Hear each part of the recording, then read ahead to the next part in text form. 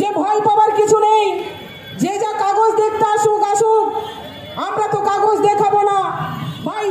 তুমি তোমার নিজের জন্ম সার্টিফিকেটটা আগে তুমি সবার কাছে তুলে ধরো, তারপর তুমি অন্যের জন্ম সার্টিফিকেট নিয়ে নাড়াচাড়া করবে, অন্যের জন্মের পরিচয় নিয়ে তুমি নাড়াচাড়া করবে, গোঘাটকে উত্তপ্ত করবে, খানাকুল উত্তপ্ত করবে।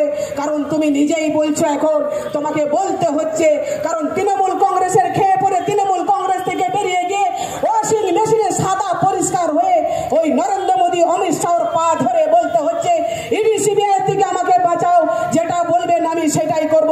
আজকে দেখুন পাগলের মতো পল্লাপ বকে যাচ্ছে, তিনি সবটাই বলে যাচ্ছেন।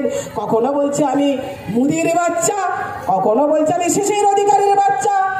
আগে তো ভাই আমাদের জন্ম পরিচয় নেওয়ার আগে তুই কার বাচ্চা আগে তুই ঠিক কর, তুই মুদির বাচ্চা না শিশির অধিকারীর বাচ্চা, তারপরে এই বাংলাতে লড়তে আসবি। আমরা বাংলাকে কলুষিত করতে দেব না, কারণ এই বাংলা রবীন্দ্রনাথের বাংলা, এই বাংলা নজরুলের বাংলা, এই বাংলা রামকৃষ্ণের বাংলা, এই বাংলা ঈশ্বরচন্দ্র বিদ্যাসাগরের বাংলা, এই বাংলা রাজা রামমোহনের বাংলা। কাজে এই বাংলাকে আমরা অপবিত্র করতে দেব না।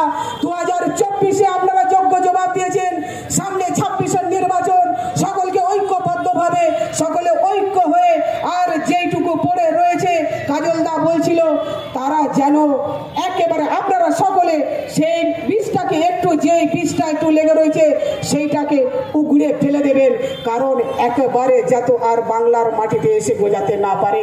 কারণ পদ্ম ফুটে ঝরে যায়, আর ভাই ঘাসকে যত কাটবেন তত বড় হবে, যত কাটবেন তত বড় হবে। ঘাসকে জঙ্গল মারা দিয়ে মেরে ফেলা যায় না, কারণ আমরা কৃষক সম্পদের ছেলে মেয়ে, আমরা চাষিবাসী, চাষ করা চাষের মর্ম আমরা বুঝি। এমন কোন ঔষধ বাজারে কিন্তু এখনো আসে না যে ঘাস ফুলকে মেরে দিতে পারে।